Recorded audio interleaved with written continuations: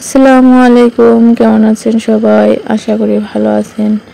আলহামদুলিল্লাহ, আমরাও ভালো আছি। তো দেখেন, আপনাদের ভাইয়া আজকে তেলাপিয়া মাছ কিনে আনছে। তো সেগুলো আমি কুটে নেব। তার জন্য দেখেন এক হাঁড়ি ছাই নিয়ে বসেছি, মাছগুলো কুটে নেব আর কি। তো তেলাপিয়া মাছ অনেকদিন খাওয়া হয় না আর কি, তেমন ওই অল্প একটা দুইটা এভাবে খাওয়া হয়। তাই আপনার ভাইয়া মনে করে যে তেলাপিয়া মাছগুলো কিনে আনছে। মাছগুলো 60 টাকা কেজি, ছোট বড় সব মাছ 60 টাকা কেজি। আরও বড় আছে, সেগুলোর দাম বেশি। এগুলো 60 টাকা কেজি।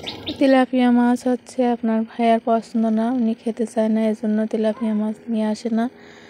বেশি খাওয়া হয় যে পোনা মাছ, সিলভার কাপ মাছ, এইসব আর কি, নদীর ছোট ছোট মাছ, এইসবগুলোই খাওয়া হয়। তেলাপিয়া মাছ বেশি খাওয়া হয় না আর কি। তো মাছগুলো আমি কুটে নিছি। এবার এই যে কলের পাশে ধুতে এসেছি, এগুলো পরিষ্কার করে ধুয়ে নেব। তো আমি মাছগুলো এখন পরিষ্কার করে ধুয়ে ফেলবো। তো এই যে একটা ধারালো বানানো আছে, এখানে ডলে ডলে মাছগুলো গায়ের ময়লা উঠাতে হয়। আমরা কিন্তু এভাবে পরিষ্কার করে তেলাপিয়া মাছ। তো যে কোনো মাছ ভালোভাবে পরিষ্কার করতে হয়, পরিষ্কার না করলে কিন্তু ভালো লাগে না। মানুষ কথাই বলে যে মাছ ধুলে মিষ্টি লাগে আর গই ধুলে ছিটি লাগে। আগের মানুষ এগুলো কথাই বলতো, তারপরেও ঠিক না যে গই ধুলে ছিটি লাগে, গোশও কিন্তু ভালোভাবে ধুতে হয়। তো দেখেন, সব মাছগুলো আমি এভাবে পরিষ্কার করে ডলে ডলে ধুয়ে নিচ্ছি, গাটা পরিষ্কার করে নিচ্ছি। তারপরে যে হাঁড়ির ভিতরে দিয়ে এভাবে এই যে মাছের ভিতরে আঙুল দিয়ে মাছের ভিতরেও পরিষ্কার হবে, এমন মাছটাও ভালোভাবে ধোয়া হবে। তার জন্য দেখেন আমি কি করেছি, এভাবে ধুলে কিন্তু মাছ খুব পরিষ্কার হয়, অনেক সাদা হয়ে যাবে। আর তেলাপিয়া মাছে কিন্তু অনেক কালো ময়লা থাকে, অনেকক্ষণ ধরে ধুতে হয়। দেখেন সব মাছগুলো আমি একে একে এভাবে ধুয়ে নিছি।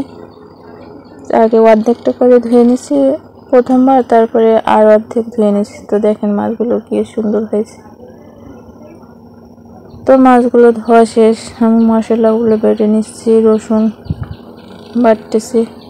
তো রসুনটা বাটতেছি, দেখেন শিলটা অনেক তেলা হয়ে গেছে, একদম কাটানো নেই, শিলটা না কাটতে হবে আর কি।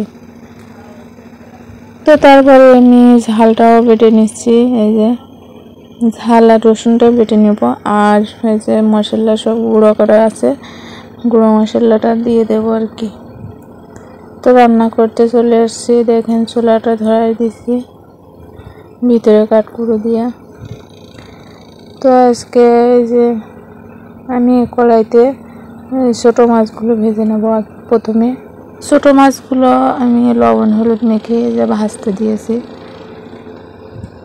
সবগুলো মাছ একে একে কড়াইতে দিয়ে ভাজা হয়ে গেছে। আমি মাছটা উল্টে পাল্টে ভেজে নিয়েছি আর কি।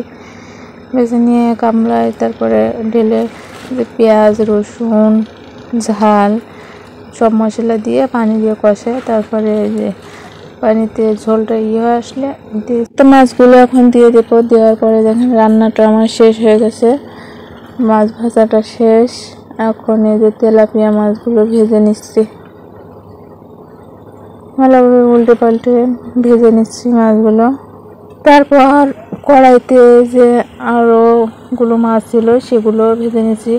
দেখেন যে এখানে রোদ এসে গেছে কড়াইতে, কিন্তু দেখা যাচ্ছে না মাছগুলো কিভাবে ভাজতেছি। তারপরে আমি মশলাগুলো কষিয়ে নিচ্ছি, নিয়ে মাছগুলো ওর ভিতরে দিয়ে দিচ্ছি, একটু নাড়াচাড়া করে তারপর পানি দিয়ে দিচ্ছি। এখানে আজকে আমি তেলাপিয়া মাছ ঝোল করছি। এই যে দেখেন মাছ ভাজিটাই, আর এই যে তেলাপিয়া মাছ ঝোল। তো আজকের ভিডিও এই পর্যন্ত। দোয়া করবেন সবাই, ভালো থাকবেন।